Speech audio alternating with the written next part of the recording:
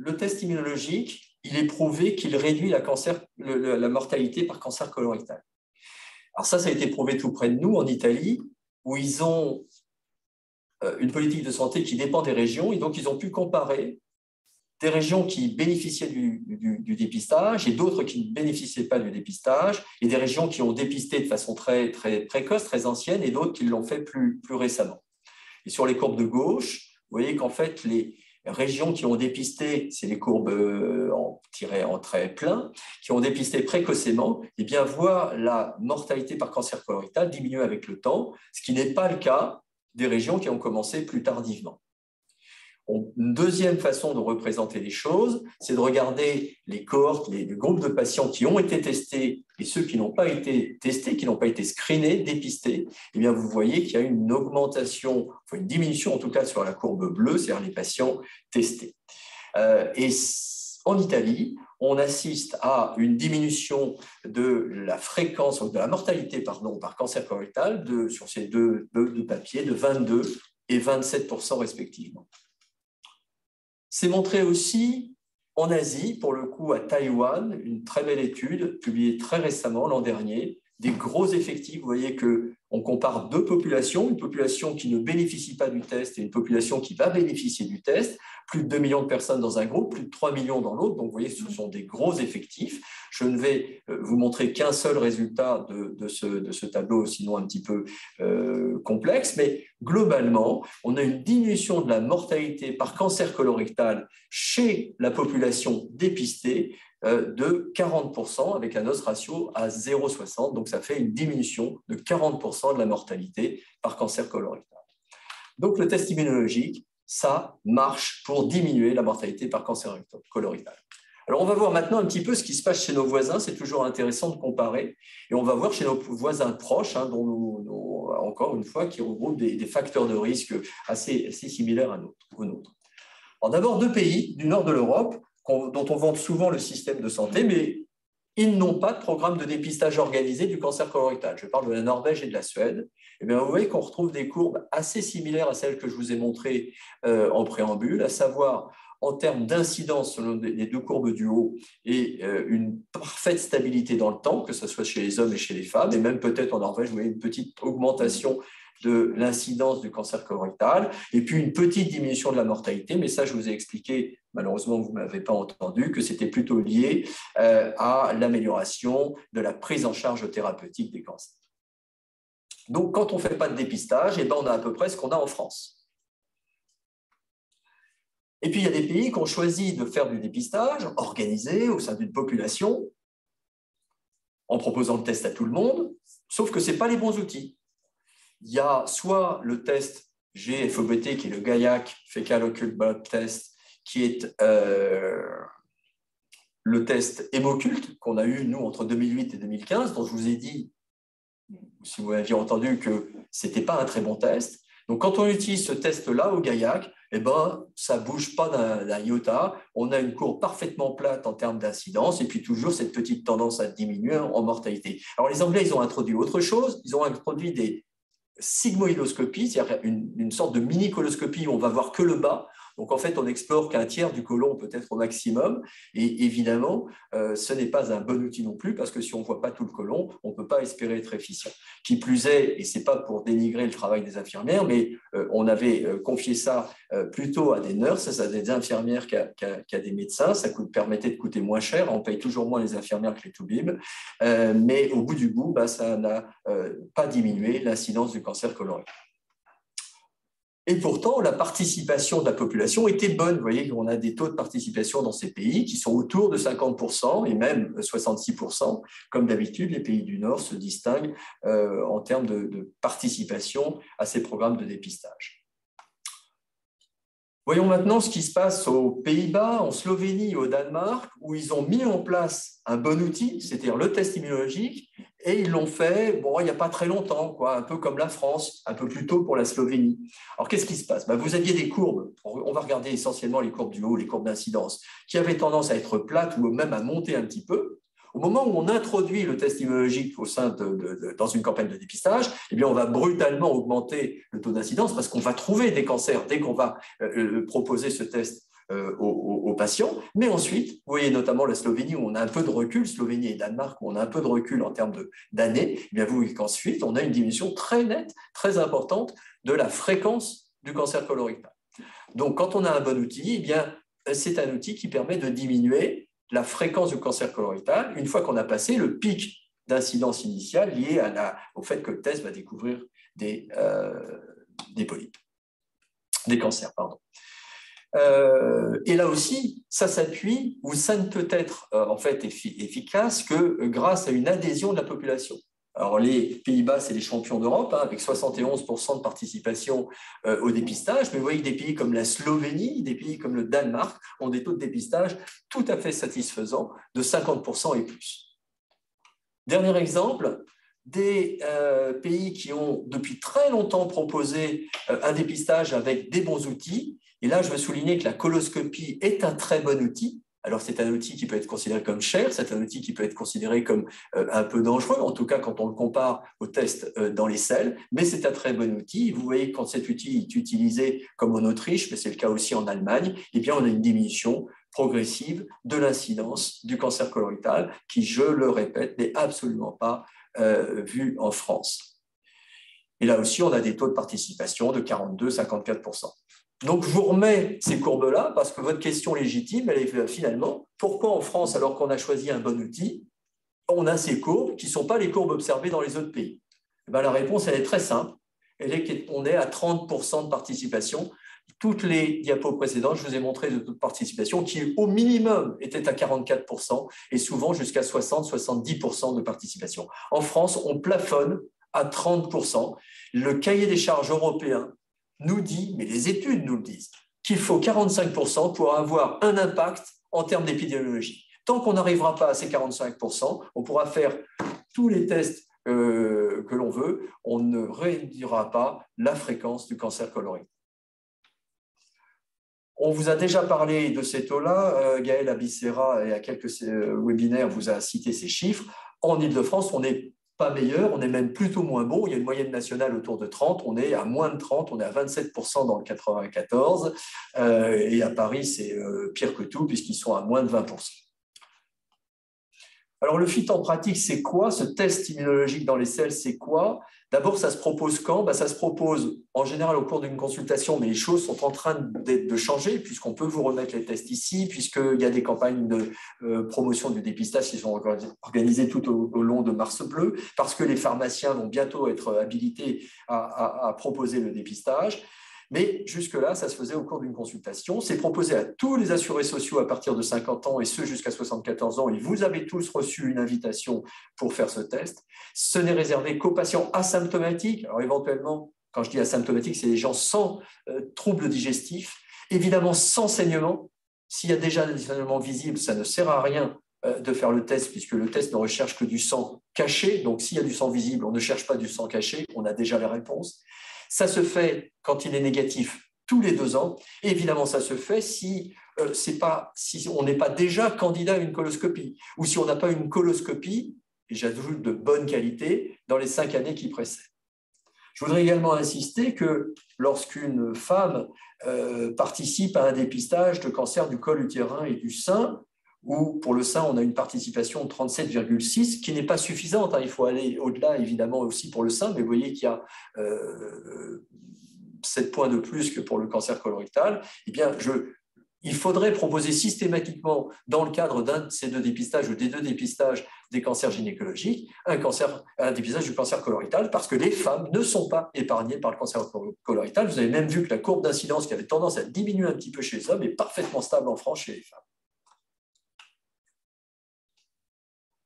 Alors, je ne vais pas détailler exactement comment le test se fait en pratique, mais vous avez des films qui sont tout à fait bien faits et qui circulent sur Internet, qui ont été faits par d'assurance maladie. On va peut-être baisser un peu le son. C'est fait de façon plutôt rigolote et ça vous explique dans le détail comment est constitué le test avec comment on remplit les feuilles. Ça vous explique également qu'il faut mettre ce petit hamac sur la cuvette des toilettes, ce qui va permettre de recueillir les sels sans que les sels passent par un contact soit avec les urines, soit avec l'eau des toilettes, soit avec de l'eau de javel ou quoi que ce soit. Il faut que ce soit des sels isolés. Et puis ensuite, on a une petite touillette, tout simplement, qu'on va balayer sur la selle, quel que soit son aspect. On met ensuite dans un petit tube, on ferme, on met sous enveloppe T, préoblitéré, et vous l'envoyez gratuitement par la poste. C'est aussi simple que ça. Deux petites précautions tout de même. Un, remplir soigneusement les étiquettes lorsqu'elles ne sont pas automatiquement remplies en mettant la date à laquelle a été fait le test, votre nom, votre date de naissance, les références de vos médecins, et puis ne pas poster ce courrier en fin de semaine pour pas que ça traîne un petit peu dans la boîte aux lettres. Voilà, donc vous pouvez consulter ces vidéos sur différents sites, notamment de l'assurance maladie. Alors, qu'est-ce qui se passe quand on a fait le test? S'il est négatif, il faut le refaire tous les 2 ans. Il faut le refaire tous les 2 ans parce que c'est un bon test, mais ce n'est pas une assurance tout risque. C'est-à-dire que ce test ne dépiste pas tous les cancers et encore moins tous les polypes, même des polypes un peu de grosse taille. Donc, en fait, c'est en répétant le test qu'on limite les risques sur le long terme. Et donc, si des troubles digestifs apparaissent alors que vous avez fait un test il y a 1 an et demi, il faut consulter parce que ça peut déclencher d'autres examens. Si jamais ce test a été ininterprétable, parce que vous l'avez posté en fin de semaine, parce que le tube était périmé, pour toutes sortes de raisons, on va vous renvoyer un autre kit. Et puis, si ce test est positif, et ça c'est 4% des cas, eh bien, il faudra vous orienter, soit par votre médecin, vers un gastro-entérologue. Je vais passer ça. Alors maintenant que le test est positif, qu'est-ce qu'on fait? Eh bien, il n'y a pas le choix. Quand le test est positif, on fait une coloscopie et absolument rien d'autre. C'est-à-dire qu'on ne fait pas un deuxième test, histoire de vérifier que le premier avait raison ou tort. On ne fait pas un autre type de test en laboratoire, d'ici que le laboratoire il fasse mieux. Non, le test, il est fiable, on en fait un, et derrière, on fait une coloscopie, et on ne fait pas non plus un scanner qui ne remplace pas la coloscopie, on ne fait pas une coloscopie virtuelle, sauf des indications très particulières où les patients ne peuvent pas être endormis. Globalement, retenez qu'on fait une coloscopie.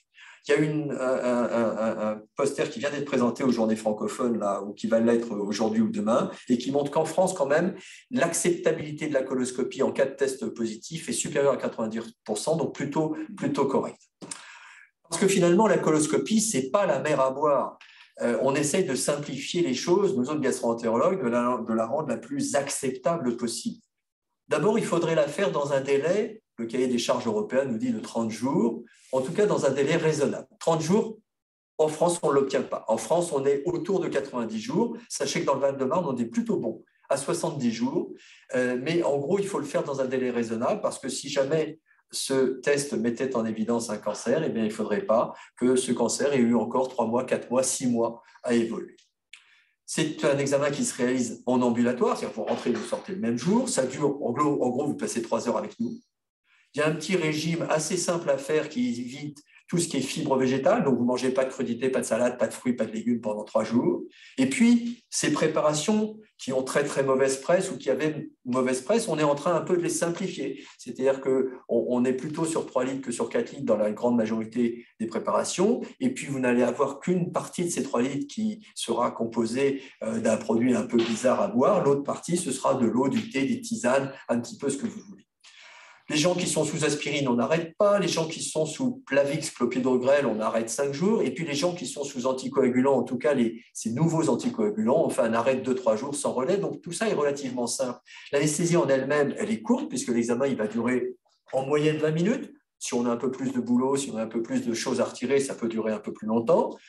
On n'utilise pratiquement qu'un seul produit anesthésique qui s'appelle le propofol et qui est vraiment très bien toléré. On s'endort facilement. Vite, on se réveille en forme facilement également, sans inconfort. Et puis, vous êtes en ventilation spontanée, c'est-à-dire qu'on ne va pas vous intuber, vous avez un petit supplément en oxygène et c'est tout. L'inconfort lié au geste lui-même est de plus en plus limité aussi par l'usage de plus en plus important du CO2 pour gonfler votre côlon, parce que pour bien voir le côlon, ben, avant on mettait de l'air, maintenant de plus en plus on utilise du CO2. Et je dois dire, moi, que depuis que j'utilise dans 100% des cas du CO2 pour l'insufflation colique, on m'appelle quasiment plus jamais en salle de réveil en disant ton patient a mal. Donc vraiment, ça rend les choses plus confortables pour le patient. Le risque de perforation, il est incontestable. On ne va pas nier que c'est un examen pour lequel il y a des complications. Il est dans toutes les études françaises, européennes, de l'ordre d'une fois sur 2000, mais essentiellement quand on a retiré un gros polype. Sur une coloscopie normale, le risque il est plutôt autour d'une fois sur 8000 à une fois sur 10 000. Et sachez que la plupart des complications sont désormais traitées au cours même de la coloscopie. On en vient à un point important qui est pourquoi finalement faire un test immunologique et une coloscopie derrière, ça protège du cancer colorectal. Alors, il y a des formes qui sont des formes de cancer qui sont dépistées, où on va évidemment pas protéger du cancer, mais on va réduire la mortalité parce qu'on va trouver des cancers à un stade plus précoce. Et on va découvrir donc par ce biais-là des cancers qui sont asymptomatiques. Le cancer du côlon, c'est un cancer qui est très longtemps silencieux, et si on attend qu'il y ait des symptômes, ben malheureusement, c'est souvent un peu tard. Donc plus on intervient tôt, mieux c'est. D'autre part, on sait depuis longtemps qu'il y a cette séquence, je me répète un peu parce que je crois que vous ne m'avez pas entendu au début, cette séquence entre les adénomes, c'est-à-dire les polypes, qui peuvent se transformer en cancer en environ une dizaine d'années, ça on le sait depuis très longtemps. Donc finalement, à chaque fois qu'on retire un adénome, pour nous, c'est un cancer potentiel qu'on a retiré. Encore une fois, tous les polypes ne donnent pas des cancers, mais pratiquement tous les cancers viennent de polypes. C'est comme à la française des jeux. Une majorité des polypes, y compris des polypes dégénérés, c'est-à-dire des gros polypes ou des polypes avec déjà des cellules cancéreuses dans leur sein, eh bien, ils sont accessibles à un traitement endoscopique parce que les techniques endoscopiques, comme les traitements chirurgicaux, comme les prises en charge en chimiothérapie, se sont améliorées. Et donc, on traite de plus en plus des cancers à un stade 0 et 1. Les stades les plus primitifs des cancers colorectaux sont traités dès la coloscopie. Et puis, on peut penser aussi que les gens qui ont bénéficié d'un test immunologique, qui ont vécu ce que c'est que d'avoir une coloscopie, sont peut-être nos meilleurs ambassadeurs au sein de leur famille, au sein de leurs conjoints, au sein des amis et des proches. 2 diapos pour vous illustrer qu'on trouve des cancers plus précoces. Ça, c'est un travail asiatique où vous voyez que dans une population de cancers découverts à l'occasion d'un test immunologique, quand on prend les stades 0, 1, 2, c'est-à-dire les stades tout à fait localisés, qu'on peut retirer en endoscopie ou par une chirurgie seule, en tout cas qui n'ont pas de ganglions, pas de métastases et qui ont donc un pronostic absolument excellent, eh bien vous voyez que c'est 3/4 des cas quasiment. Et quand on regarde les études françaises, ça c'est les études de Bernard Denis réalisées en Alsace, sur plus de 13 000 coloscopies pour lesquelles il y avait un test immunologique, ils ont trouvé 735 cancers, et là aussi, dans 2/3 des cas, ce sont des cancers tout à fait localisés, des stades 1 et des stades 2, donc pour lesquels le pronostic à 5 ans, il est absolument excellent. Donc ça, c'est un message très important. Autre message, ça c'est un peu plus pour les soignants. Quand vous avez un patient qui revient avec un test immunologique positif, qu'est-ce que vous allez lui dire? Vous allez lui dire qu'il faut faire une coloscopie, ça vous l'avez compris, mais vous pouvez aussi lui donner un certain nombre de chiffres. Ça, c'est des travaux qu'on a menés il y a 2 ans et demi, qui vous montrent dans une population d'ici, quand on a un test immunologique, qu'est-ce qu'on va trouver? Eh bien, regardez les 2 lignes du bas, on va retrouver dans 28% des cas des gros polypes, c'est-à-dire des polypes de plus de 1 cm. Et on va trouver dans presque 15% des cas des polypes évolués avec déjà des cellules anormales. C'est très différent de ce qu'on observe dans une population standard globale que je vous ai mis en comparaison à droite de coloscopie, où les polypes de plus de 1 cm ne représentent même pas 10% des cas, et des polypes dégénérés, pas plus de 5% des cas. Donc, le FIT, effectivement, nous permet de trouver des lésions plus évoluées.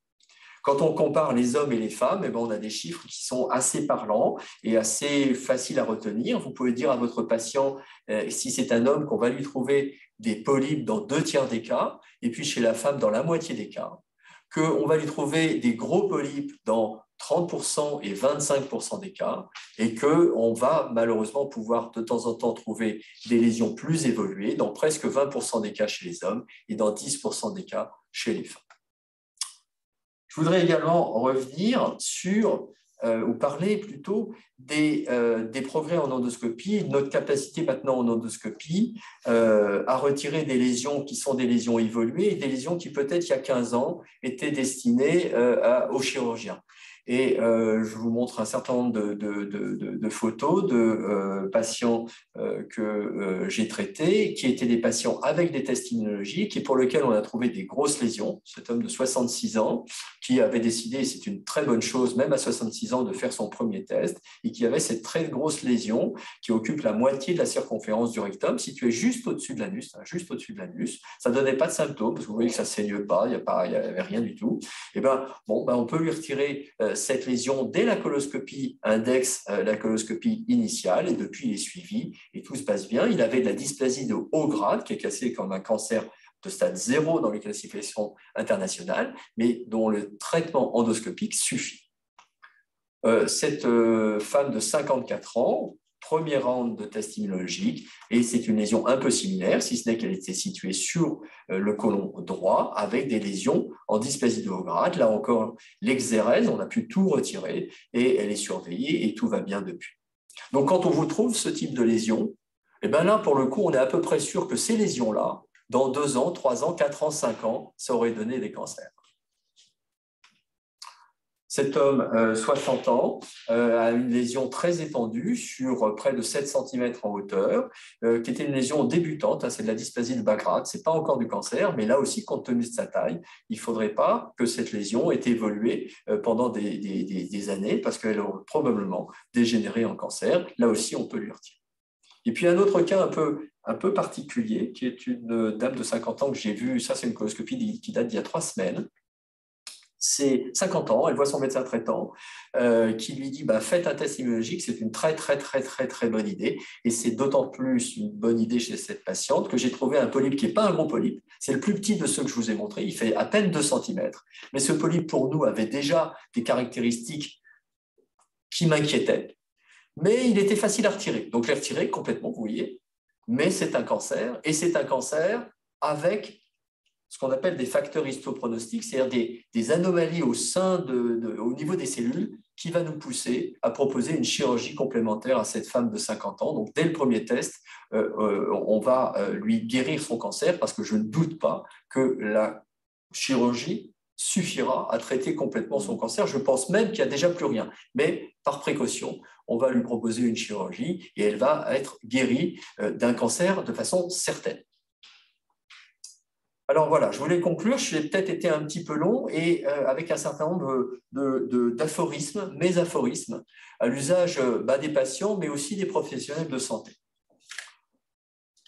Sachez que nous sommes tous, au minimum, à risque moyen de cancer colorectal. La population générale en France est à risque moyen, il n'y a pas de risque faible.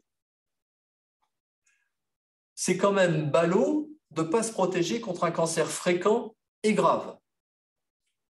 Je ne sais pas ce que vous en pensez, mais moi, je trouve que c'est idiot de ne pas se protéger. Parce que c'est pratiquement, peut-être avec la peau, le seul cancer évitable, même si on cumule tous les facteurs de risque. Vous avez 50 ans, vous avez mangé n'importe comment pendant toute votre vie, vous êtes un peu trop gros, vous n'avez pas fait d'exercice physique et vous fumez, vous cumulez tous les facteurs de risque, et pourtant, si on vous fait une coloscopie et qu'on retrouve des lésions précancéreuses, des polypes, on vous protège à terme du cancer colorectal. Je vous ai montré qu'en France, on n'était pas bon, alors qu'on a maintenant un bel outil. Donc, sans la participation de tous, en fait, on gaspille de l'argent public et on ne peut espérer que des bénéfices individuels. Les gens dont je vous ai montré les photos, c'est un bénéfice individuel. Ils vont bénéficier, ils vont tirer un bénéfice d'avoir fait le test. Mais en revanche, à l'échelon d'une population, pour l'instant, en France en tout cas, on ne l'a pas montré. Mais ça a été montré dans les autres pays, je vous l'ai dit. En gros, après 50 ans, c'est FIT ou coloscopie pour tout le monde. C'est l'alternative. Les gens avec 0 facteur de risque individuel, personnel et 0 symptômes, c'est le FIT. Pour les autres, il faut discuter d'une coloscopie. Si vous avez du sang par l'anus, même si vous pensez que ce sont des hémorroïdes, et je mets plein de guillemets aux hémorroïdes, eh bien, ça ne sert à rien de faire un FIT, il faut discuter d'emblée d'une coloscopie. En tout cas, en discuter avec votre médecin et avec un gastro-entérologue. Mesdames, c'est beau de dépister le cancer du sein, et c'est très bien, mais combien je vois de patientes qui me disent ben non, je n'ai pas fait le dépistage colorectal. Je lui dis, mais vous avez fait le dépistage du cancer du sein? Ah ben oui, bien sûr, docteur. Ah oui, mais ça, ce n'est pas logique. Mesdames, vous n'êtes pas épargnées par le cancer colorectal, et donc, si vous faites un dépistage du cancer du sein, faites aussi un dépistage du cancer colorectal. C'est beaucoup plus simple que d'aller se faire une mammographie, c'est beaucoup moins pénible. Un mot important aussi, le test ne recherche que du sang. Donc n'allez pas penser que parce que le test est positif, on va forcément vous trouver un cancer. On ne cherche pas des cellules cancéreuses, on cherche juste du sang. Donc ça peut effectivement être des hémorroïdes, ça peut être un polype qui n'est pas un cancer, ça peut être aussi, dans 50% des cas, rien du tout. 50% des coloscopies seront normales. Autre message très important, le test négatif n'est pas une assurance touriste. Ce n'est pas parce que vous avez un test négatif qu'il faut négliger vos symptômes. Je vous ai dit tout à l'heure, un test, il n'est pas fiable à 100%. Jamais, aucun test n'est fiable à 100%. En médecine, ça n'existe quasiment pas. Insistez auprès de votre gastro-entérologue, de votre généraliste pour que ça aille vite. Une fois que le test est là, il faut que les choses aillent vite. 3 mois, c'est le maximum. Comme je vous l'ai dit, un polype retiré, c'est un cancer potentiel en moins. Et c'est pour ça, tout ce que j'ai essayé de vous dire là, que j'aimerais qu'on parle moins de dépistage que de prévention. Le test immunologique, c'est une arme de prévention. Ça permet de diminuer à terme la fréquence du cancer et la mortalité par cancer. Et donc, il faut arriver à convaincre plus de 45% de la population. Et une petite incise pour vous dire que dans la population des médecins généralistes du Val-de-Marne, malheureusement, les études nous montrent que près de 50% d'entre eux ne font quasiment jamais de test immunologique ou ne proposent jamais le test immunologique. Donc, c'est sûr qu'on a un gros travail de persuasion des professionnels pour expliquer à quel point ça peut rendre service afin d'arriver à terme, et j'espère le plus vite possible, à un taux de dépistage qui soit acceptable. Et donc, en fait, il faudrait trouver le test à tous les coins de rue, ou presque, parce qu'il faut quand même un peu l'expliquer, parce qu'il y a des situations où il vaut mieux faire une coloscopie. Mais globalement, c'est ce qu'on va essayer de plus en plus de faire avec le Centre régional de dépistage des cancers, puisque le test va être accessible aux médecins du travail, il va être accessible de plus en plus à d'autres spécialistes, les gastro-entérologues bien sûr, les gynécologues, les sages-femmes, et puis bientôt, très bientôt, je l'espère, vous pourrez faire le test également, être proposé par vos pharmacies. Voilà, je vous remercie. Si vous avez des questions, je suis prêt à y répondre évidemment. C'était un peu long, mais voilà, j'ai essayé de vous convaincre que ce test, il faut vraiment le faire, il ne faut pas en avoir peur. Il est simple et il peut rendre service à tout le monde. Je crois qu'on a bien compris grâce à votre présentation. En tout cas, pour moi, c'était très clair. Et j'espère que certains généralistes du Val-de-Marne étaient présents pour qu'ils soient convaincus, s'ils ne l'étaient pas encore. Moi, j'avais juste une question, mais c'était plus par rapport à finalement un peu d'épidémiologie. Mais c'est vrai que ce que vous avez montré, c'était qu'il y avait des incidences un petit peu différentes. Et la différence entre les hommes et les femmes, est-ce que vous pensez que ça vient de l'alimentation? Est-ce que ça vient d'un mode de vie? Parce qu'on voit quand même qu'il y a un tout petit peu plus de cancer chez l'homme. De façon historique, il y a plus de cancer chez l'homme. Ça s'est retrouvé partout parce que les hommes sont un peu plus...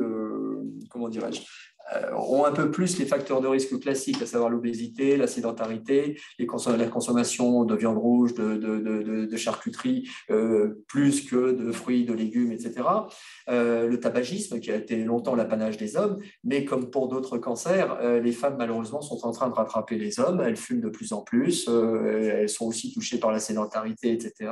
Donc, c'est pour ça, probablement aussi, que la courbe d'incidence chez les femmes reste stable. Et puis, je ne vous apprends pas ce qui se passe pour le cancer bronchopulmonaire, où maintenant c'est un cancer extrêmement fréquent chez les femmes. Donc, c'est formidable d'être l'égalité des sexes, c'est formidable, mais il ne faudrait pas que ça se diffuse aussi à tous les facteurs de risque. Très bien. Non, après, les restes des questions, j'avais noté quelques questions, mais à chaque fois, vous y avez répondu. Donc, c'est pour ça que je trouvais que c'était très complet. Et moi, j'ai très complet, peut-être un peu plus long que ce qu'on avait prévu au départ, mais avec beaucoup d'informations. J'avais un message à faire passer. Voilà, c'est ça. Et je pense que le message, pour moi, est bien passé. J'en profite pour vous dire que la semaine prochaine, il y aura justement 2 conférences, une sur l'alimentation, les infos, les intox. On vient d'en parler un tout petit peu sur justement quels sont les aliments qu'on va manger et qui peuvent favoriser le cancer ou au contraire les fausses informations qu'on peut avoir. Et le deuxième, c'était justement sur les patients, un peu la génétique, les patients qui ont un cancer dans la famille et chez qui justement le test FIT n'est peut-être pas indiqué et chez qui on va directement à la coloscopie.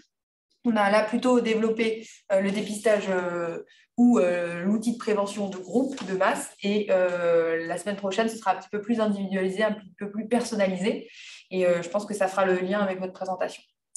Merci à tous. Je rappelle juste les deux journées de dépistage, le 18 mars et le 28 mars à Mondor.